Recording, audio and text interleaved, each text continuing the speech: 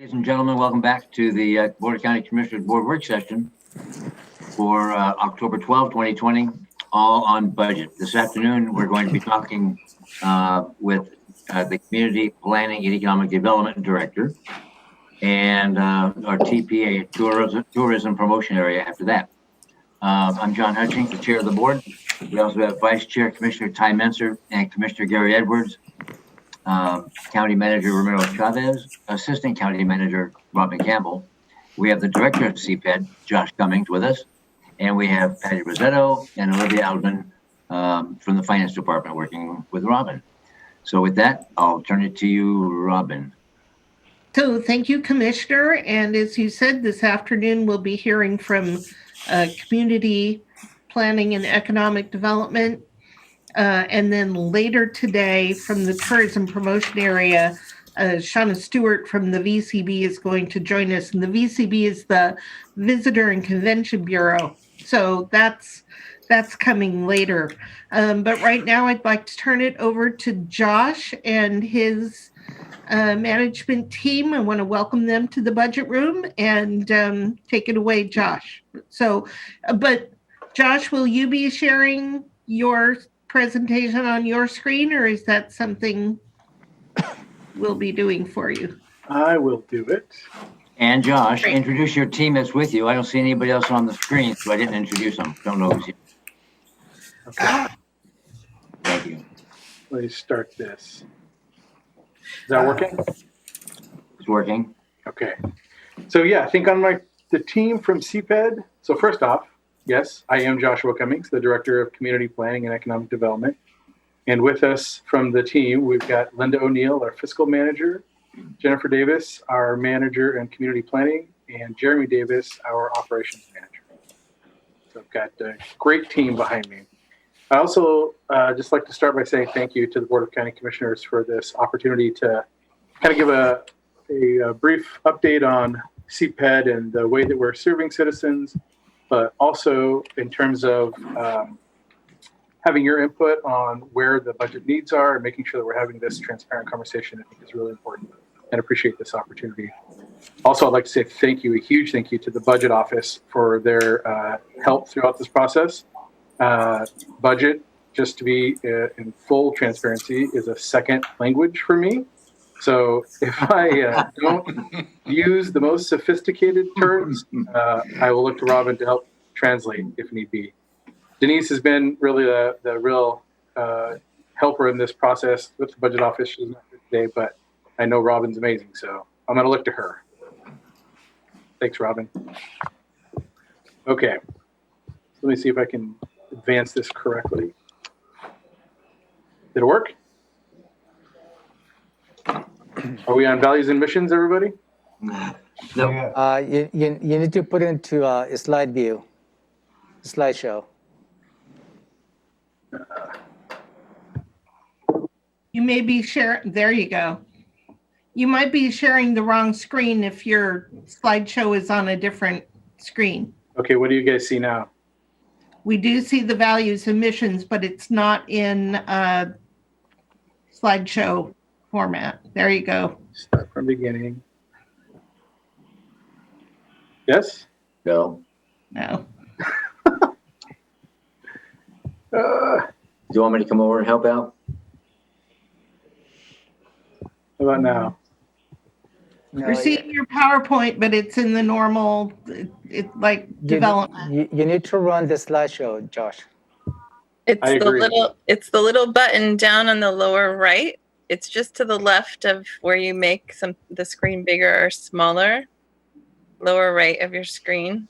I've got the face bar in that area, so let me move that. Oh, that makes it challenging. Lower right. There's Still a nothing? little button. There's right, yeah, the last button is the slideshow.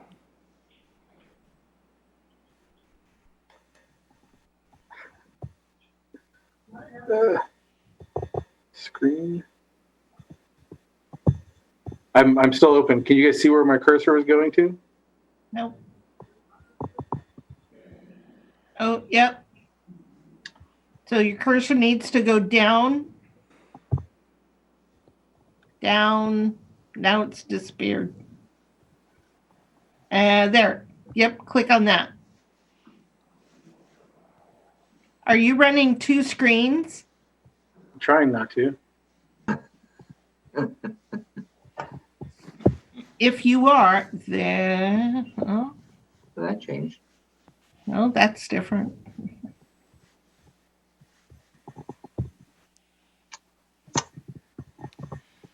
Josh, you don't know how good you're making me feel right now. Oh my goodness, Commissioner. Now I I got a think if you wireless. click slideshow at the very top, there's a different icon as well, because there's a few places and it's a big green arrow that says start. There's a lot Maybe of cooks in the kitchen, Josh. Thank you, thank you. Hi, Thomasina.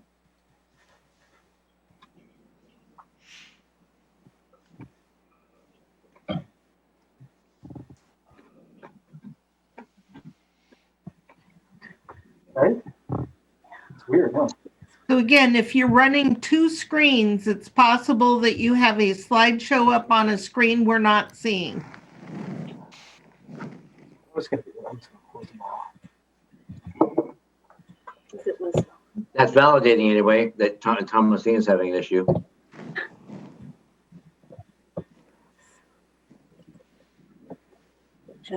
There you go. And now run it. Yeah, that's what I did. What do you see now? Thomasina and you. I see, that's exactly what I did. So why don't can we just look at it with the, Yeah, you can. Sidebar? You can just go click down the slides on the side, and that'll be fine. okay. Thank you, Thomasina. No, appreciate it. Something that's not, you don't have something. I have validation now, like Commissioner Hutchings said. Thank you. All right. Well, that was fun. So did you guys like the presentation? Liked it. Fantastic. All right. So let me try this again. I am Joshua Cummings, the Director of Community Planning and Economic Development, and appreciate the opportunity to present this information and receive any questions. As you have heard in the past, the community planning and economic development clearly works in service to citizens, and our values are transparency, consistency, and accountability. And what that means to CPED is, in terms of transparency, if you can't have what you do show up in the Olympian and have your mom or grandma read it, you shouldn't be doing it. Consistency, if you do it for one citizen, you should be able to do it for all citizens. And accountability, it turns out that we're humans and we do make mistakes. And when we do, we own them and try not to do it again. So those are our values within CPED. And our service to citizens encompasses multiple things. And you can see those bullet points there. We respect the democratic institution and the direction of the duly elected officials, which is you, the Board of County Commissioners, and your direction. We work to ensure positive and productive engagement with all citizens. It's not always the most pleasant thing to do to have to come by a permit or talk about land use issues, but we at least want to be professional and make sure that it's a clear and positive discussion. And our work protects and respects the natural environment while also respecting the public dollars. That's the fee payer and taxpayer funds that we receive, and improving service efficiency. The divisions of CPED are varied. The first one is the development services. That is the current planning group, and that's one of the main funds that we'll be talking about today, 4124. They're the folks that work on people that want to get permits to build or use their land. And then the second major fund that we'll be talking about today, just briefly, is the Fairgrounds and Event Center, Fund 1030. Obviously, we're aware that the fair event is one of the heritage community events of Thurston County, and unfortunately this year it did not take place, but we'll talk about that in more detail as we get there. And then community planning, that's our manager, Jennifer Davis, and the group that looks out into the future of how we envision the land use for Thurston County. Also, you know, they're engaged in the habitat conservation plan and the shoreline master planning and those big items that define the future of our community in terms of land use. And then WSU Extension, we're in partnership with WSU as a collaboration. They work to ensure that the agricultural land throughout our community is well served. They also are engaged with 4-H and native plant salvage and master gardeners, recyclers. So just all around, being out there in the community and participating as partners. And then finally, our internal operations with operations and fiscal division. Those are the folks that make sure that trains are running on time so that we can continue serving citizens and appreciate their work. Any questions on the kind of what is CPED? Nope. The next slide, we're going to jump right into kind of the year of COVID and how volatile the 4124, the land use fund, is already, and then throw into the mix shutdowns for building and backlogs and technology issues and all the things that have really gummed up the works throughout the entire nation in terms of the building environment and what people are doing for housing. We know the real estate market has continued to click forward, but you can see very clearly from this chart, this is year over year from 2018 to 2020. And the 2018 and 2019 are the green and the red lines. And they kind of tracked. 2018 was high. We had come out of the Great Recession and were kind of on this big trajectory, but we knew it was going to level off. We knew that pent-up demand that had come from the Great Recession was going to start to level off in years to come. And we started to see that leveling off in 2019. And you can see, though, that we started 2020, the blue line, with kind of an uptick. We were still not as high as 2018, but that blue line there was tracking pretty close to 2019, that leveling that we were already expecting.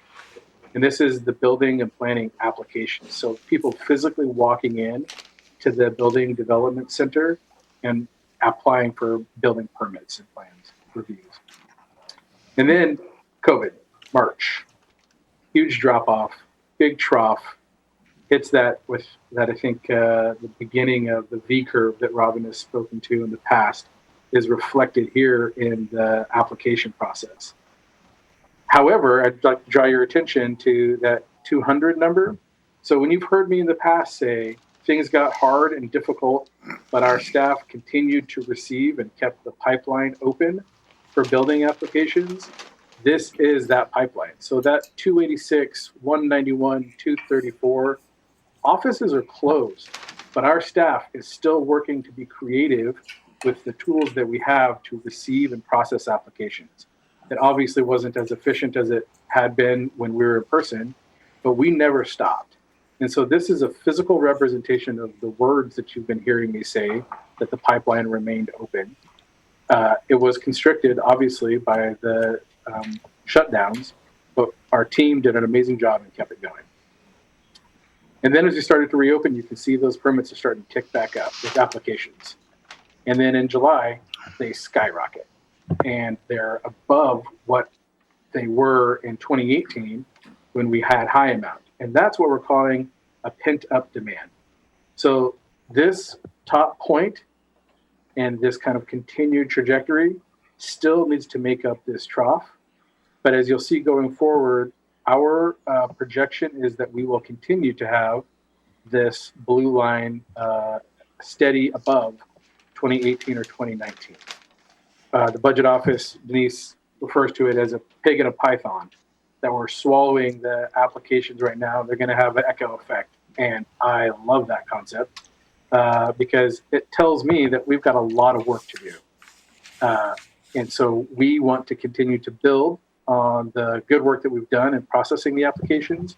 But this is really going to be the fundamental part where we need to be fully staffed. And the commissioners have heard this in the past. We received information from the Thurston Chamber and other organizations that we need these plans and permits processed, and that we fully support, the Chamber supports having a fully staffed permit and planning group. And so thank you for having that opportunity to fill those positions. Our operations group, led by Jeremy Davis, has done an amazing job pushing those through with HR and leadership's approval. So our intent is to be fully staffed before the end of this year hopefully. Can't see Jeremy's face, but I think he's nodding. And so that will continue to be able to process the applications that come in and the reviews. So that's a positive story, but we are monitoring that very closely. So before you leave this slide, Yeah.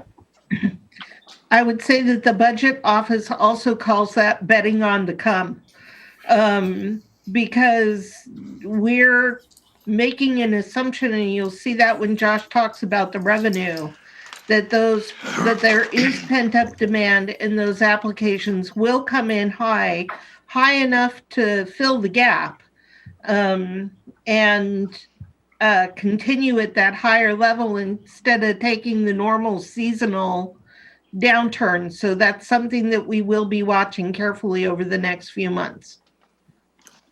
Thank you, Robin. Positive, but with caution. Yep. And yeah, we will kind of dive into that a little more deeply and answer your questions. I'd also like to say that projection is not just our projection, but it's information gleaned from BIAW, the Building Industry Association of Washington, locally, the OMB, the Olympia Master Builders. But as with everything, it's COVID contingent, right? And we're looking to mitigate that with new tools that we can dive more deeply into.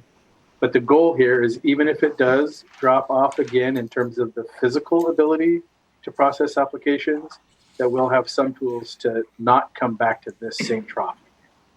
But our goal is to continue to process with the people we have and the tools that we have. Any questions on that one, commissioners? No, sir. Oh, yeah. Good. Just so I'm clear, is the concern when you're talking, is the concern that we're committed to certain staffing resources, and if these applications don't stay at some particular level, then we can't we don't have the revenue? I mean, is that what's going on? We don't have the revenue to pay for commitments we've already made to infrastructure, staff, et cetera? That is exactly the concern. This is your revenue generator in this fund. Yeah, maybe should we talk about that here, Robin, in terms of 100% cost recovery, or wait for the... No, you can wait. We'll talk more about this when we review the funds, but I just wanted to say to Commissioner Mintzer, Josh, are these applications that are approved and paid for that are listed, or are these applications counted when they come in the door? It's a mix. And so the applications are counted when they come in the door, but the time of payment is differential. So there's minor permits that are paid right up front, and then there's bigger permits that are paid at the time of issuance. And so that's why, sorry, go ahead. What is the 458? It's 458 what? All applications. So you fill out an application. We're not counting any of the dollars because it's a mix. Okay. And so we'll have some that have already generated revenue, the minor permits, but we're going to have a lot more that will generate kind of echo revenue once the review is complete. So it's 458 applications being worked on in the month of September. Yeah, received and being worked on, correct.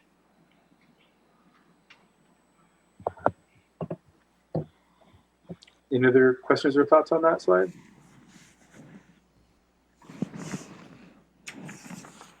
Okay.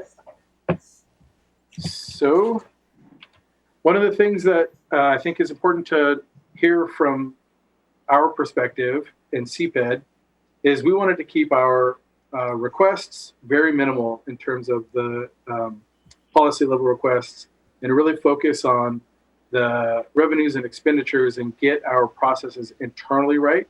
And so you'll see another slide, a couple slides down, our policy requests are few, but we've been working really hard to get deep into being transparent with our numbers. And so I think I want to jump straight down to, maybe can we start at the bottom, because we'll go easiest to make harder. So fair at the estimated ending balance, you guys, or beginning balance. The commissioners heard some items earlier on in the year about the fair and the difficulty that the fair may have in terms of budget and process. We worked really hard at reviewing that fund Obviously, we're aware that the fair didn't happen this year, so that's a big expenditure that didn't have to be spent. But it's also a bunch of revenue that didn't come in. And so there was still going to be a gap. But I wanted to thank Teresa Reed out at the fairgrounds for really pounding the pavement in terms of finding creative opportunities for revenue during the time of the shutdown. And then as it started to open back up, ensuring that the community could use the fairgrounds in a socially distanced manner. So all of that hard work that she engaged in, and that the entire fair team engaged in, led to the fair fund being healthy this year. And so we receive a general fund transfer of around $166,000 per year, and that number has remained relatively static. The goal in the future is to reduce that amount, but right now we're happy just the fact that we didn't have to ask for more. There had been a question, I think, a couple of weeks ago from Commissioner Hutchings. One of the creative opportunities that the fair received was to have Amazon distribution vehicles stored at the fairgrounds. And I think the question was how many. The contract originally was for 400 vehicles to be stored in the lower parking lot. And the intent of that is using that as a single hub to then start sending out deliveries come the November Black Friday time. Is that the big sales time? And all the big shipping that's happening right now. So that was, we're open to receive. And when Teresa received that call, she listened and then found a creative way forward. And that's going to bring in about $25,000 of revenue that really helped the fair. I know the margins aren't big, but they are thin, and every bit counts. Any questions on the fair fund and it's being okay for now? And then land use. So this relates directly back to the previous slide that we just saw. One of the guidance that we've received from the budget office is we want to try and have 3 months operating capital. And our goal would be 1.5 to have as an ending balance. You can see that at the very end there, we'll be thin projected at the end of 2021. And so that is exactly where this need for close monitoring of the fund comes in and a review of expenditures. So just know that we're aware of the potential financial challenges that we have and that we're not resting on our laurels to ensure that we have all of the funds in place. And so I'll walk through it real quick and then Robin can correct me and fill in the blanks. So 2021 estimated beginning balance at about $1 million. That's where we think, related back to that blue line, that we're going to end with enough applications that will equate to a beginning balance of about $1 million. So we take that $1 million and add it to the proposed revenue for 2021. We believe, again, that we'll be working on the pent-up demand. And so this is a cautiously optimistic number. It is not a conservative number. And so it is a number that I think Robin said, betting on the come. This is one of the places that we're going to need to keep a really tight eye on in terms of revenue. And then our proposed expenditures. So our proposed revenues may be a little high, but our proposed expenditures are also a little bit high because we are budgeting for the expenditure of our permit upgrade system. And so we put a third of that cost into these expenditures because it will be a multi-year phased program to implement this permit tracking system. But that being said, we wanted to make sure to have our expenditures match what we believe will be spent in that year, which is next year. And that leads us to the $900,000 in ending balance. So again, it's going to be tight, and but in terms of transparency, we wanted to make sure to have a full discussion with the board. What did I miss, Robin?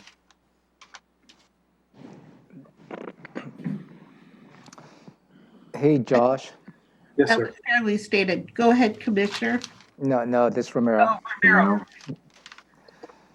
So were you already discussing the 10-year plan? Is that what you were talking about, Josh? Not, well, Robin, I don't think I was. Because you're talking about the 2021 with a net fund balance of 878,000 or thereabouts. Right. And Yes, so getting into the beginning of the 10-year plan. Yes. Right. Because looking at the 10-year financial plan, there is an issue beyond that, right? So we will be going into detail.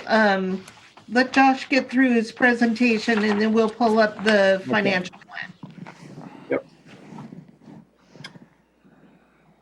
The other thing I'd say in terms of mitigating that ability to keep processing permits is I think I mentioned it before, we didn't really have the tools to process as many as we could have in 2020 during the constricted times. One of the items that we're working to purchase is called Bluebeam. That is an online review system so that the folks that are working remotely can draw up on the PDFs that are submitted by applicants and return them for revision.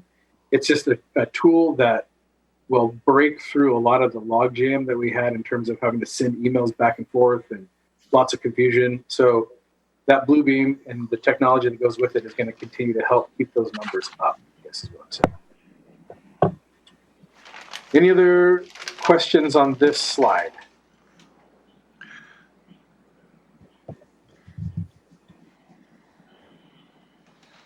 And then just do a quick successes and then we'll move into the challenges. The commission has been a huge part of these successes this past year. It's been difficult as it has been for everybody, but continue to move forward. And I just wanted to highlight these just real quickly. Our operations continued as we've talked about.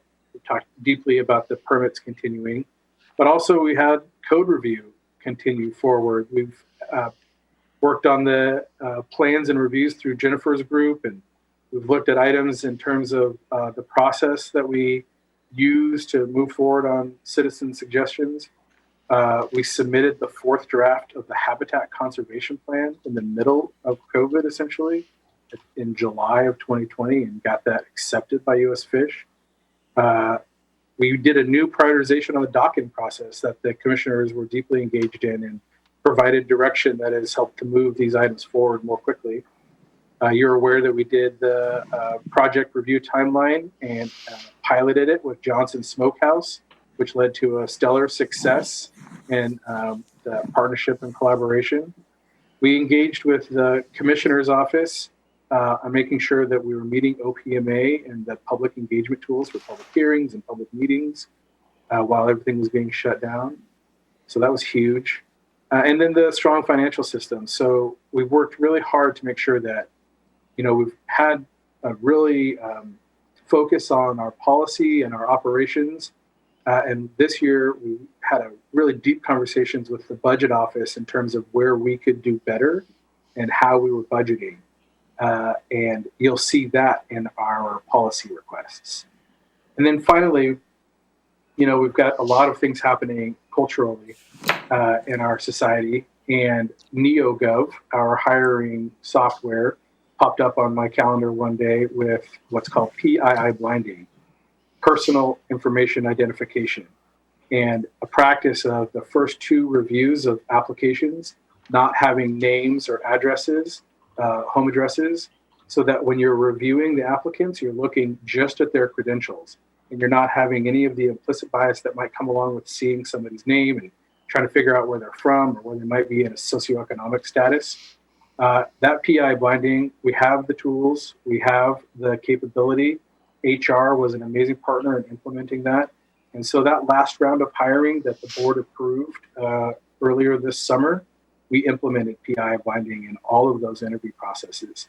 And just really wanted to say appreciation to Maria Ponte and her team, and not waiting, but going and taking those next steps in our society. So Ramiro, is that something we're doing countywide then? Sounds like, if HR's in it. Yeah, it's available countywide, Commissioner. Beautiful, thank you. And then the challenges. Robin likes to say that our fund is extremely volatile, and I completely agree. And so for somebody that is not steeped in budget in the first place, to be like holding the reins of something volatile is an experience. And I really appreciate the partnership that we receive from the budget office. But we're going to monitor the economic status. We're working closely with the EDC, and Jenica here internally is our economic development person. We're engaged with OMB to make sure that what we're forecasting actually aligns with reality. And then also the internal oversight of the budgetary impacts. That's that monitoring closely to make sure that what we believe is happening is actually happening, and then potentially making adjustments to our expenditures if need be. And then sustain positive fund balances by seeking out new revenue opportunities. The world is changing, and we need to be able to serve our citizens in a way that they want and need to be served. If that continues to be permits and building review, that's what we'll do. If there are other opportunities to add on to that, that would be acceptable and for government to engage in, we want to be creative. And so finding ways to use our expertise and skill set to benefit our community is extremely important to us. Any questions on the challenges? Doesn't look like it. And then the policy level proposals. So these are our four items that we wanted to bring to the board for discussion and consideration. Number one is the board directed item to have $500,000 available that meets the needs of the Habitat Conservation Plan, to have money set aside for land acquisition. We have not yet engaged on an action to get any of that land, but our team has done some amazing work in making sure we know where the land is and mapping the opportunities. I do believe that you, the board, will see action items for this upcoming in 2021 in terms of suggestions for land purchasing. Any questions on that? That was 36-01. Oh, I should put the numbers on there, huh? Oh, that's right. But go ahead. Doesn't look like there's any questions. Doesn't sound like it. Well, again, number two, don't have the numbers on there. But this is one of those places where it looks a little funny to have $1,000 request, but we went deeply into this item to make sure that we were doing things right. Our permit, the current planning group, is, as board directed, 100% cost recovery for all the permits that come in. So that means that the applicant pays the full cost for the permit, and the work that's done for that permit also is charged to the permit. But there are times, especially at the BDC, the front counter, the Building Development Center, that citizens come in and ask questions about their land without applying for a permit. So there is no permit to charge our answers to. So, like, for example, a question would be somebody's sister comes in off the street and says, you know, I've got this piece of property. I'd like to know what I can do with it. Can I build here? And our team, who is customer service oriented, will help walk that person through at the counter. You know, you've got wetlands here and you've got these items there, and we need to make sure that this isn't there. And so that time is money. We're still charging, that person still has to be paid in their salary. There is no permit to tie it to. That person that asks those questions then walks away, leaves the BDC, but where do we charge that time to without a permit? And so during I think near the end of the Great Recession, there was a conversation about what that time cost might be and how the general fund needs to help pay for that time. And that amount was $74,000. And so we've been receiving $74,000 from the general fund to pay for non-permit related activity of BDC team members. But we looked at that, and this was way before my time, but we wanted to make sure, per Robin's suggestion, that it had backing through an actual methodology. So we spent 2019 and then the beginning of 2020 trying to look at really what is the time spent in terms of non-permit related activity. I have a little chart here. I'll try sharing that. I'm not sure if I should do this or not since I'm on such a good click with the presentation. But You want to go get Thomasina? oh man, this is going to be dangerous, but I'm going to do it. Okay. Do you see an Excel? Yep.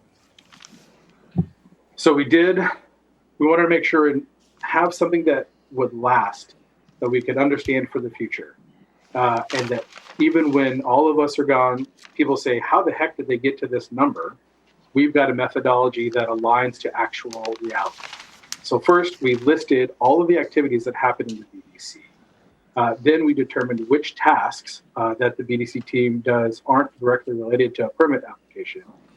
Then we summed the average time spent per day on the non-direct application tasks. We multiplied the average salary of those employees, and then we multiplied the time of those tasks with the average working days of 261, which led us all the way to what we determined as a cost associated to non-permit related activity of $75,000. So we've been receiving 74, but without a methodology to how we got there. With the methodology, we see that it was 75,000. So whoever came up with that number in the past did a pretty darn good job of assessing the need. And now we have a methodology that says, you know what, it's pretty close, but it's just $1,000 off. And so that's that number 2 policy request to increase $1,000 of the operating transfer. Is that helpful? Yes. Okay. Did we get back to the presentation? Yes. Yes. Number 3. All right. Number 3. This is a request for an interfund expenditure appropriation to the compliance sector. So again, remember everything that we do needs to be tied to a permit. Compliance doesn't have a permit. This is when our compliance group goes out and sees, we receive a call because we are a complaint-driven organization in terms of compliance. And we need to go out to a property and see if the complaint that we received is legitimate, and then follow up to try and get compliance from that property owner if there is an issue. Given there's no permit, it needs to be funded through the general fund. And we did a full cost accounting of what we actually need for our 3 individuals and then the equipment that accompanies those staff members, recognizing that we haven't actually done a full cost accounting, I think, in 4 or 5 years, but Robin will help with that. So this is an adjustment that has been a long time coming, and we see that we believe it's right around $23,500 to meet the actual need of the compliance unit. Any questions on that? And then number 4 is it's 2 policy level requests kind of mashed into one. It's just to keep the copier leases going. You have the revenue, but it needs the board's authority. That's all of our policy level proposals from CPED. Anything to add, Robin, that I missed? Any questions, commissioners?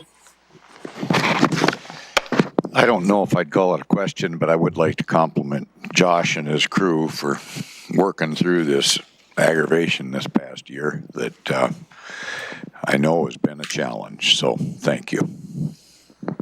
Thank you, Commissioner. I would echo that. Your staff, you and your staff are just amazing and do amazing work. Thank you very much for what you do for the county. Thank you. And I don't mean county as a government. I mean the county. I'm talking about citizens. Well, you guys are beating me to my punch. I was going to thank you for the commissioner's continued support and leadership. Before we wrap up, and we may be done really, really early, I do want to share the 10-year financial plan. Okay. So I'm gonna, I have it too, if you like. you have that to put on your screen? I've been so successful at sharing stuff, right? There you go. Make it bigger. Maybe, oh man, make it bigger. Let's see.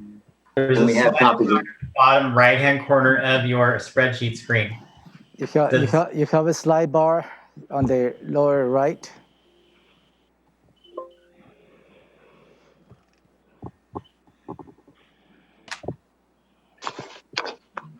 There you go.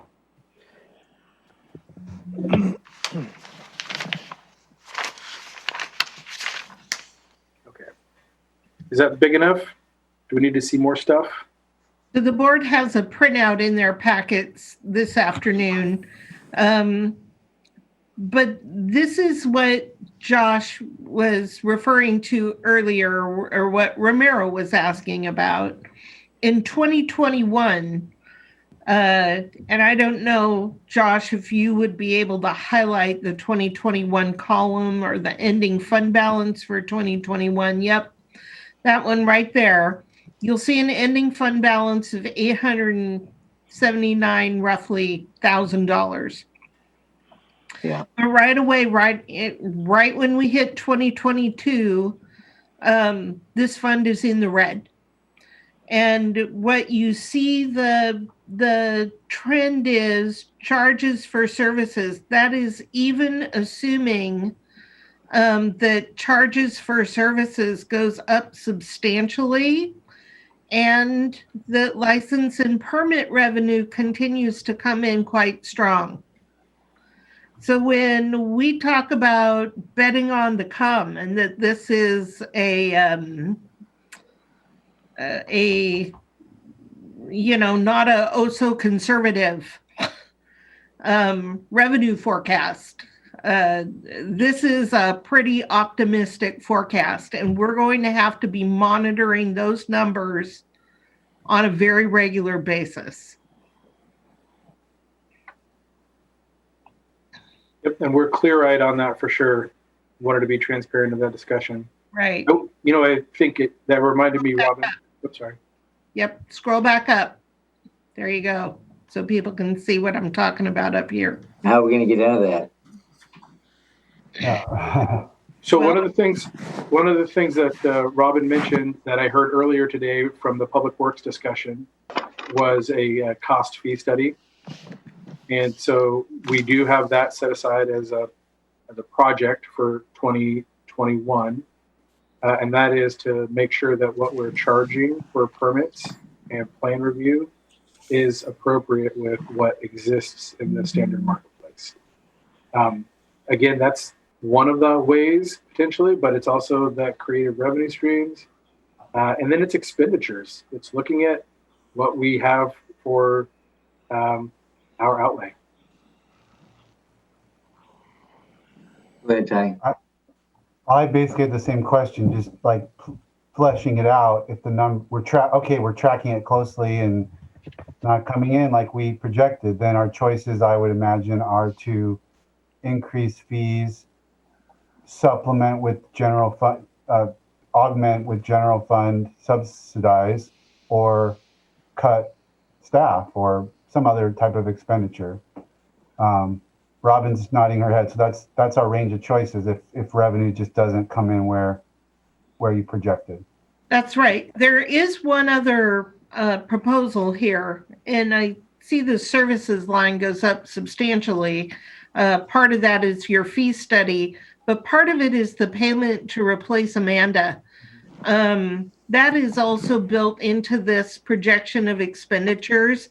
And if we get halfway into next year to the point where it's coming time to pay that first payment for Amanda, one of the things we can do is we're going to issue a bond to pay for the ERP, and we'd be able to use a little bit of those proceeds to pay for the Amanda replacement and push the repayment out somewhat to give some relief to this fund. So that's one strategy that we can employ before we go to subsidizing from the general fund or a layoff. But again, this is a fund that we're going to have to monitor very carefully. And Robin, thank you for that. We also, I think, in this chart have front-loaded a lot of the costs for the permit tracking system into 2021. So that's why those expenditures are so big, like you said. Right. Josh, does CPED revert money back at the end of the year, ever? Robin? Oh, it does? Robin? Or Patty? This department, in the 10 years I've been here, they have not been overspent. Right. It's been very carefully managed. But, and you see going back, 2015 is all the further back that this particular financial plan goes. But if you look back to 2009, this fund was in the red. So this is a very volatile fund. It is extremely responsive, if you will, to economic pressures up and down. And that's one of the reasons that you want to maintain the fund balance at about 1.5 million, so that if something goes south, you've got enough cushion to give you time to determine strategy on how to react. And what you have here now is you're spending down at a rate that you're not going to have a lot of time to react if any of these things doesn't come in where you think it will. Or the antics with semantics, we have a year's notice, and if we don't respond, we're going to have to just react. It'll be a shoot from the hip, so to speak. Well, it's Is that? Sorry, I interrupted you. No, go ahead. You're fine. Well, so there's also another thing that we're already engaged in, and the board has heard of our structural realignment. So part of what we've engaged in is we've got these two main portions of CPED, the community planning and Jennifer Davis's division, and then the development services and Brett Burris's division. And we have kind of a relic of when they were two different departments.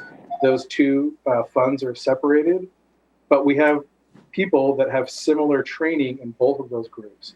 And so part of the structural realignment that we've engaged in was to help reduce some of that volatility and have a matrixed approach, so that if in the future we have work to do in long range planning in Jennifer's group that our current planners can engage in, that our structure supports that.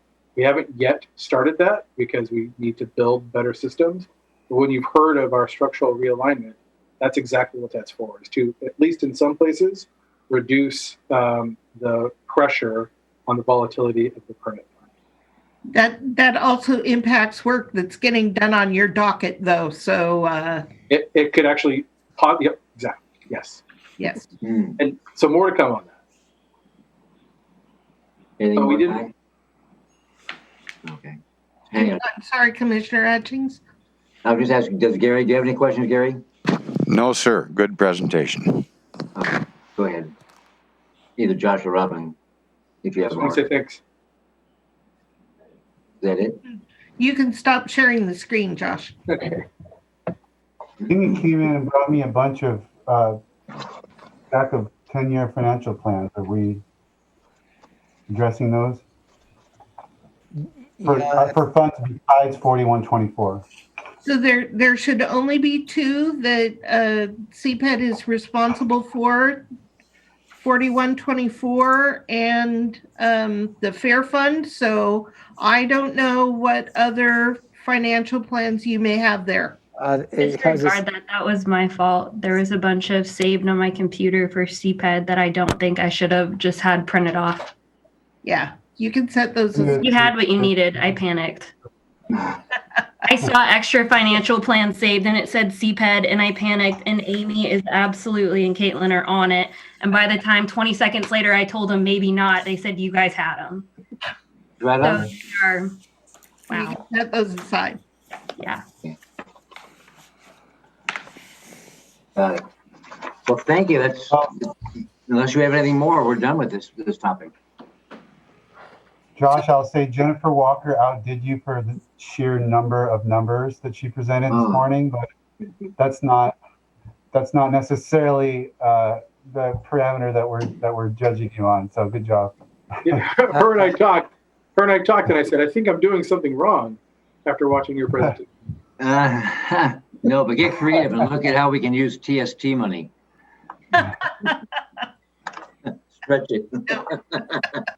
Well, I just wanted to say real quickly also, thank you to the entire CPED team. They have been amazing throughout this difficult time, continuing to serve citizens. The managers are here, but any other team member that's watching right now, thank you for your continued support and service to the citizens of Thurston County. They're amazing. They really are amazing. Thank you. You guys, your team, you know this, but it's worth saying that your team navigates some of the most contentious issues among citizens in the county that the commissioners hear about. So we're very mindful of the treacherous waters that you navigate and the good job you do in finding a way forward. So thank you. Thank you, Commissioner. Very much so. And you've been bending over backwards to make sure people are taken care of. Thank you. We appreciate being a bulwark in our civil society. The hard conversations happen here. Thank you. All right. Now, is Shauna, do you know if she's ready at all? She's not. So Shauna is not a county employee. There's no way we could have her come early. So may I recommend a recess Sure. until 3:30? Until 3:30, an hour? Okay, we can do that. Unless somebody wanted to reach out to her. If she wanted to come early. We can certainly try, but again, she's not. That's true. I get it. She is a county partner, but not a county employee. Got it. All right. Well, then we'll be back at 3:30. We're in recess till then. All right. Thank you.